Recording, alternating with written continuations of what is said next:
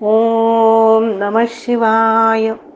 श्री शिवतांडव स्तोत्र श्लोक 15वा.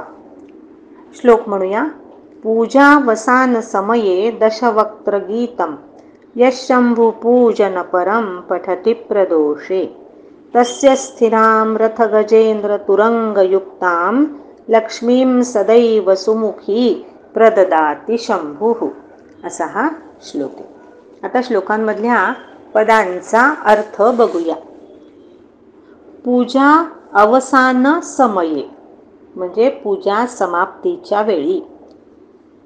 दशवक्त्र गीतम, दशवक्त्र म्हणजे 10 तोंड असणारा रावण दशानन, त्यांनी गायलेलं हे स्तोत्र, रावणद्वारा रचित हे गीत, हे स्तोत्र. यह शंभु पूजन परम प्रदोषे पठती, जो, यह म्हणजे जो, शंभु पूजन परम म्हणजे शंकराची पूजा करणारा, शंकराच्या पूजेत तत्पर असणारा. पठती प्रदोषे तो वाचतो, प्रदोषे म्हणजे संध्याकाळी. तस्य स्थिरा रथ गजेंद्र तुरंग युक्ताम, त्याला स्थिर राहणारी अशी लक्ष्मी प्राप्त होते. आणि कशी तर रथ म्हणजे वाहन, रथ, गजेंद्र उत्तम हत्ती, गजराज, तुरंग म्हणजे घोडा, यांनी युक्त असलेली, यांच्यासह. लक्ष्मीं सदैव सुमुखीं प्रददाति शंभु, सदैव सुमुखी लक्ष्मी, सदैव सुंदर मुख असणारी, शुभ अशी लक्ष्मी, असं वैभव शंभू प्रददाती, शंभू प्रदान करतो, असा यातल्या शब्दांचा अर्थ आहे. सरळ अर्थ असा आहे.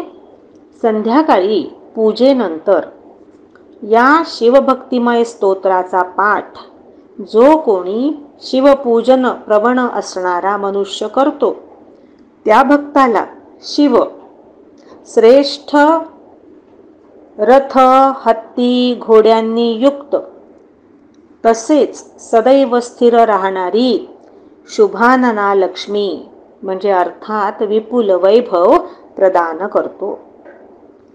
रथ, श्रेष्ठ हत्ती, घोडे यांच्यासह सुंदर स्थायी अशी लक्ष्मी शिव प्रदान करतो, शिवशंभू देतो, असा या श्लोकाचा सरळ अर्थ आहे.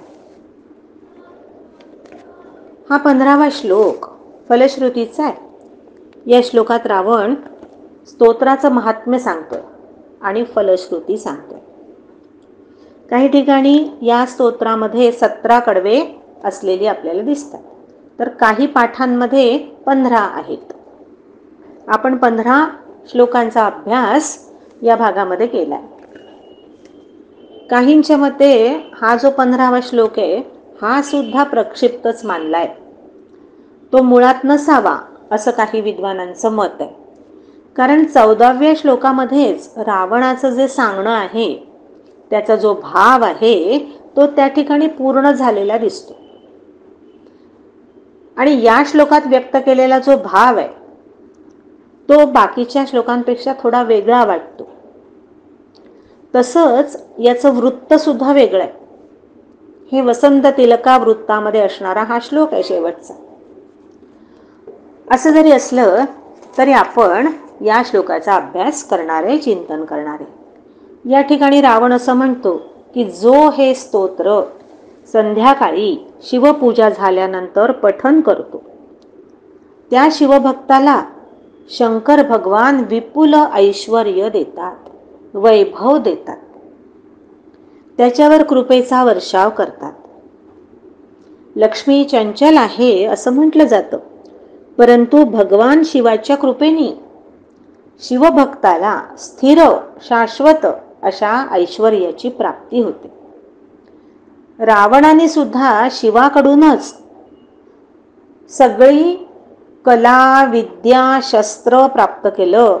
प्रचंड पराक्रम शिवाच्या कृपेनेच त्यांनी गाजवला आणि प्रचंड असं ऐश्वर्य, त्रिभुवनामध्ये कुणाकडेही नसेल असं ऐश्वर्य त्यांनी मिळवलं.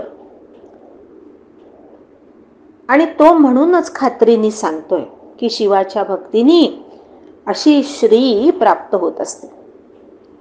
हत्ती, घोडे, रथ हे प्राचीन काळापासून पराक्रमाचं किंवा वैभवाचं प्रतीक मानलं जातं.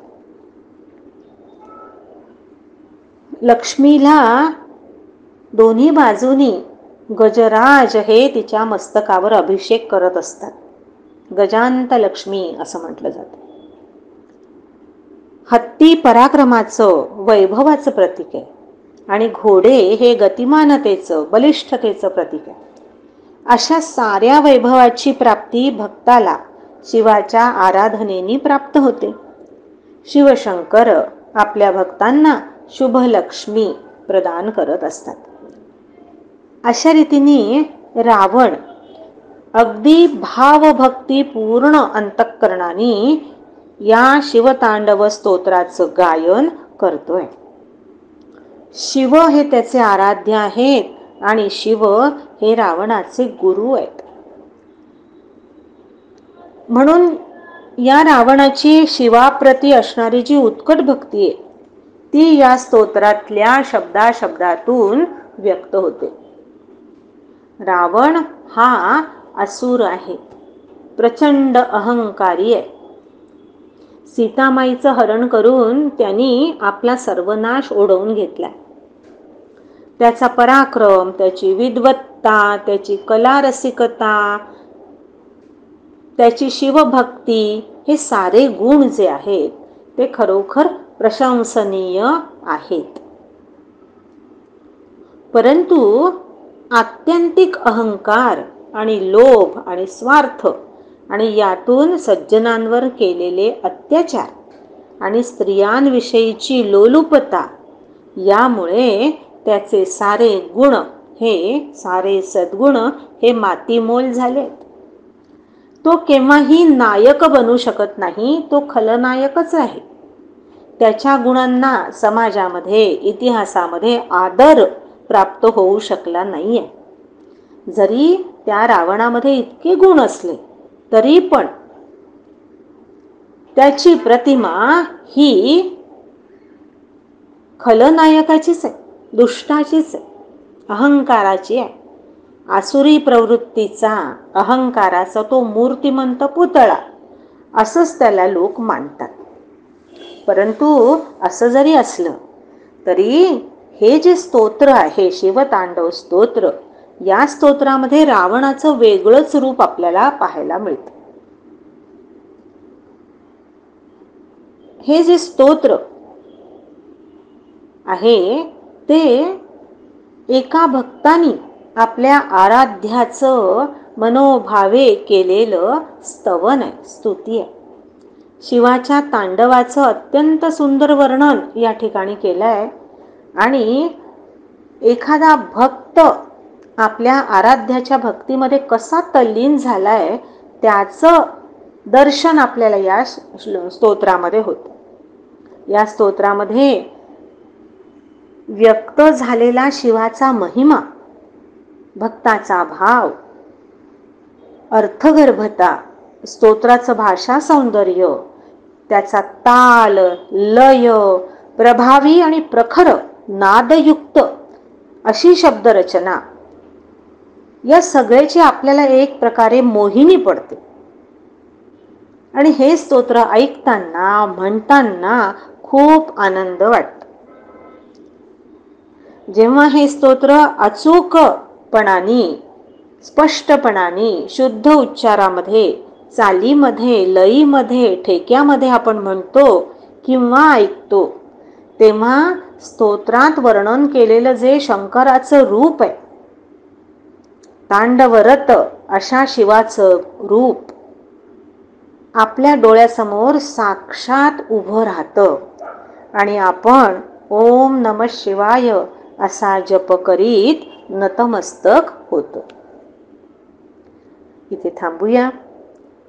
झाली ही सगळी सेवा शिवाच्या चरणी अर्पण. श्री सांब सदा शिवार्पणमस्तु. नमः पार्वती पतये. हर हर महादेव.